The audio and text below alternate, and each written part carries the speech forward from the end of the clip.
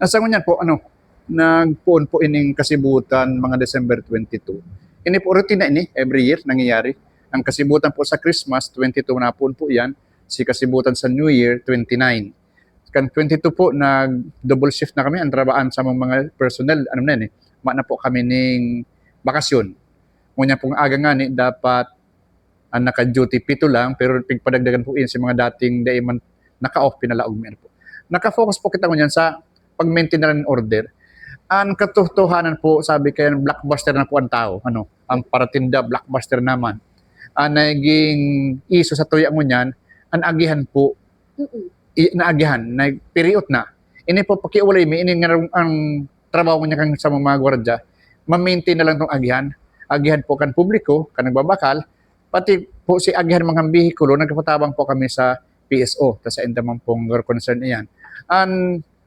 Pero po kayan, nag-iikot kami kan kiluhan. Nagpasiguro po kami, ini ang tabang mina sa publiko na kung ano ang binabayadan ko, tama man sa kilo. Ini po si Lamakan kaya 22, nagpaikot po kami.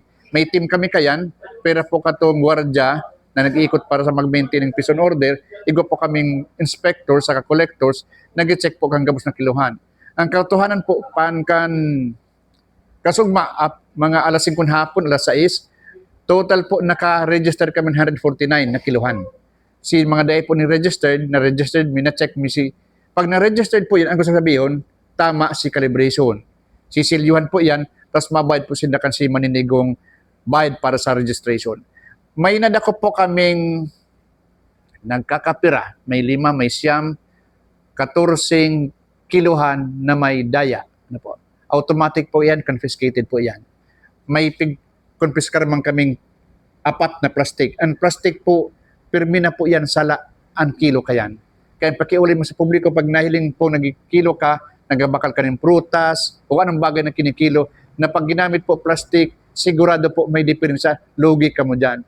Sa primero lang po yan matama ang pagkilo, ang weight po kayan check siguro mga pirang gamit, spring kayan maluyahon. After po kayan talagang daog na po ang parbakal.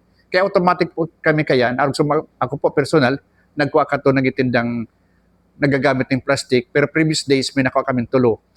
Nakikimahirap nga ni na Christmas minaman niya ko. Christmas dapat si sa publiko man, tama man. Tama, naguna man itong binibayan mo tama, naguna man ito, ang tataon mo, tama mo sa gabat. Yan sa mga pakiulay ni. Yan po si kasibutan mi, panduwa po ini sa paputok. Ang paputok po ay pintugutan po ang 22, may ordinansa po kayan, 22 nakakatinda na sinda. Pero ang kutuhan po kayan, ngunyan sa naman niya nabinta, 30, 29, 30, 31. Yan po ang Christmas po dikit man ang nagpapaputok na nagamit ning mga firecrackers na iyan, fireworks. Kaya ngunyan po sa mga personahe may naka-focus na doon permina sa may tindahan ng paputok. Igwan nag-iikot po pasiguro po kita na may mangyari. Kami po nga ni may nakahapot naman kayan, kami na ugma na as of now ngunyan may po kami baritang salisi, dukot, kung ano man na pagbintay sa na nagbabakal. Dahil kami nagsabing Mayo, po sa ngunyan, may pang-reported na may nangyaring salisi. Ini po siguro, naging alerto naman sa to yung mga paratinda sin parabakal. Kaya ining pangampunan mga giraray, sa nagtitinda, nagbabakal, maging alerto mga giraray. Sir, follow-up lang ako. Duman sa tuya, sir, na mga na-confiscate or paglibot sa mga kiluhan. Ini, sir, within the jurisdiction ka na the city people's or alin pa po ang mga sakot ng mga dapat na i-check ng mga kiluhan? Sa to pong Consumer Act, ang pigsusugo kayo ng City Treasurer's Office na yung dapat kan kiluhan. Pero mandated man po, tinauna po yan sa MEPO, sa Naga City Peoples. Bako lang kung sa laog kan Merkado Public, gabos po yan, automatic po. Actually po kayan, pag January, gabos na kiloan ka ng Naga City Peoples Mall.